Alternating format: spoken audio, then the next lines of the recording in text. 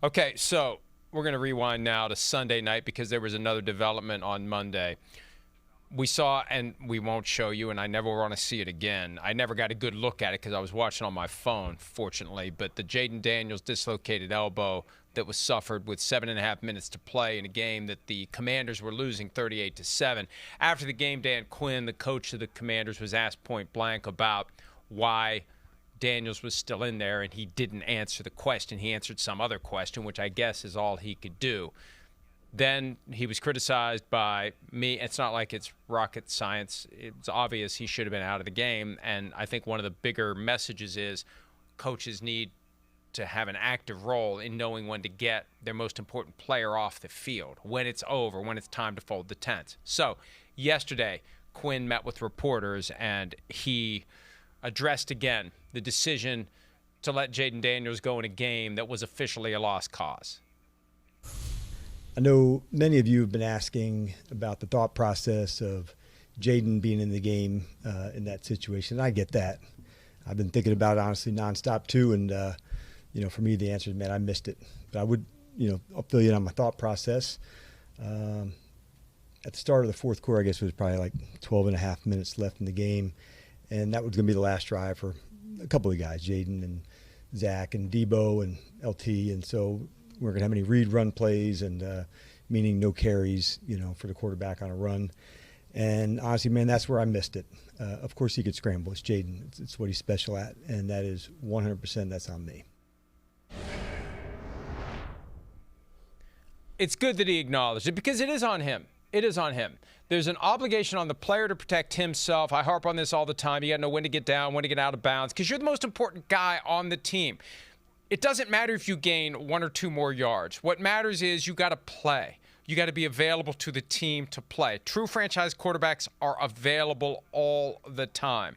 And the coach has a role in that. And in all the other analytics they do, there needs to be an analytics formula that tells the coach when to throw the towel on the starting quarterback. And I don't think that teams have that because, look, last Thursday night, Lamar Jackson's in the game when he doesn't need to be in the game. Tua's still in the game when he doesn't need to be in the game. We see this far too often where starting quarterbacks are still in the game where they don't need to be in the game. Once the game's over, it's a preseason game. And the starters never play in the preseason anymore. So what's that tell you about getting the guy out of a game and getting him out of harm's way and being 100% sure that he's going to be healthy for you next week and beyond? Yeah, I agree. And again, I love what Dan Quinn just said right there, because as a player, you don't always get that from your head coach. And I think, and I get it, this Commander season's not going the way they want, especially now watching Jayden Daniels. But like when people wonder, like, man, how did they go on that run last year? Like, how is this team going to be in the future? That to me is a moment where you look and you say, man, our head coach went and didn't just tell us. A lot of coaches will do that, tell you in the meeting room, hey, I got to do X, Y, and Z. But they'll go out in the media and they'll just give the kind of generic answer. And sometimes it does make sense. But for your head coach to, for one, be confident in his job and who he is and how he can coach enough to go and say, I missed that. Like, that's on me. Like, he should be out of the game. Like, I have a ton of respect for that. And I think that's why this team played the way they played last year. I know this year hasn't gone the way they want, but I think overall when you look, hey, when you go from, barely winning any games and having a horrible team and you go and you play in the NFC Championship, you kind of skip over some of the flaws and things you still miss in your organization. They're still working those things out. But I think Quinn shows right there, like, why he's the guy. And I agree with you, Florio. The second part of that is, hey, as a player, let's also know time, hey, how the game's rolling, what we need to do to protect ourselves as well. Because all the time we see guys and coaches keep guys in games.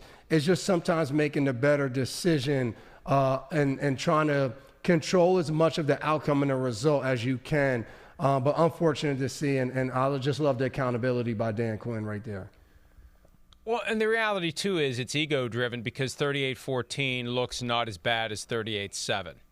We see that from time to time. Like, there'll be games where a team that is trailing by multiple scores will punt with 4 minutes left because they don't want another touchdown to be scored by the the other team, and then it looks even worse than what it currently is. So as it relates to protecting the most valuable asset of the franchise, it's a no-brainer. And I mean it. Every team should have its analytics team have the, when it gets to less than 2%, less than 1%, that's when the coach has to begin thinking about getting the quarterback out of harm's way. And the backup would love to play. It's a chance to get the backup some reps in case you're going to need him at some point. It's a little extra preseason in the middle of the regular season, just keeping the backup ready in case we need the backup. So I think every team, to the extent that teams learn lessons from the mistakes made by other teams, every team should look at that and take a step back and say, how can we improve our internal processes to know when, to override the coach's desire for one more touchdown so the final score doesn't look as bad as it currently does. When do we say get the quarterback off the field? That's an order. Also, I like the way Quinn's handling it because, Devin, my first thought was this could become his 28-3 in Washington, that thing you can never get away from, that thing that's going to hover over you and ultimately tip the scales toward firing you if you don't have sustained success in Washington. Because, hey, you derailed our potentially special season. Yeah, they were going to be 3-6, but they were 3-6 in 2012, and they ran the table and made the playoffs. So anything can happen, but without Jayden Daniels, nothing's going to happen. So he needed to put that fire out before it became something that he was never going to live down. Yeah, no doubt about it. And again, we always talk about the locker room. Like, it's also how you keep your players engaged and keep them believing. Because, look, when you look at that video we just saw, your whole team is out there, and you see the whole team. You see linemen walking heads down.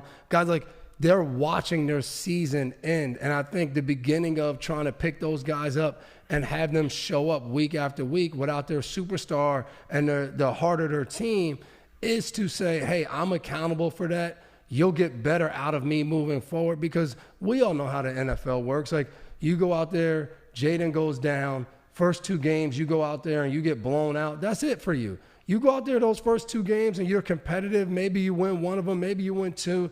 Now all of a sudden you have a team that's going to continue to fight and play.